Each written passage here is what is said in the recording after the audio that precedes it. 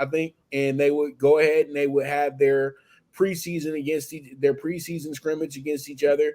They might not be playing each other, but they scrimmaged each other every single year. It was a tradition that they had. So there's a little bit of a rivalry here with the Vikings and the Chiefs as well too. And we all remember that they did play in their first Super Bowls against each other as well too, with the Chiefs winning that game via blowout as well. All right, so let's go ahead and jump into everybody's favorite game, the best TV show in America, Sunday Night Football on NBC. You know, they are making some hand over fist, but this week, sorry, y'all, no Taylor Swift unless she's dating Dak Prescott. So no Taylor this week, y'all. And I don't think Taylor's going to Minnesota, y'all.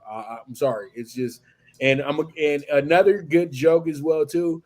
Also, you guys, we will be getting a break from Colorado this week because they're not playing on any big network. They are playing on the Pac-12 network. Most people don't have that net channel either. So, yeah, they're not going to be on. And guess what? They're going to get beat too. So, I know this is an NFL show, but I just wanted to throw that out there for everybody that Arizona State's going to win that game by 10. Gotcha. Because I think they play USC better than Colorado did, to be honest with you. But we'll talk about that on Thursday, Jeff, when we talk about college football. All right, so San Francisco, Dallas. This is like Dodgers, Celtics. Not Dodgers, Celtics. Shit, what am I talking about? Celtics, Lakers. That's in that regard.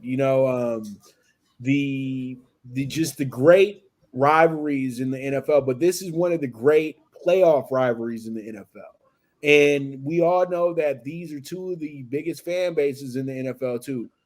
Not San Francisco somewhat, because San Francisco, they got to be good. You know what I mean? That's one thing I'll tell you, 49er fans, every day of the week. You guys don't show up when they're bad. You show up when they're good. Cowboys fans show up whenever, just like Raider fans. They show up whenever. So I just have to get that point across real quick. But all in all, the 49ers Cowboys game is the game of the week. We all know that. We know that Dak is going to be ridiculed coming into the game. We know that Brock Purdy is going to be praised coming into the game. We know that if Dak makes mistakes, the Cowboys lose. We know that if San Francisco has a perfect storm, they should win the game. But you know what? Let's not go in there with that mentality this year. I would say that the Dallas Cowboys are a pissed off bunch, losing the last two playoff games to the San Francisco 49ers, being put out of the playoffs 2 years in a row by the 49ers. 1 year you were the better team. The next year you were really close to being, who you wanted to be, but Philly had such a great season.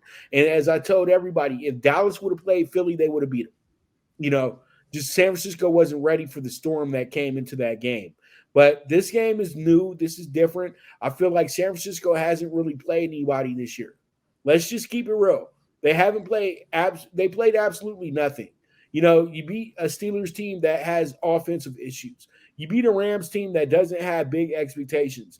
Then you beat a Giants team that's just absolutely a work in progress. And they were without their best player as well too. And then last week, come on, you beat up on the team that they have projected as the number one pick in the draft. Come on, dog. So your 4 victories are not quality wins. They're games you're supposed to win.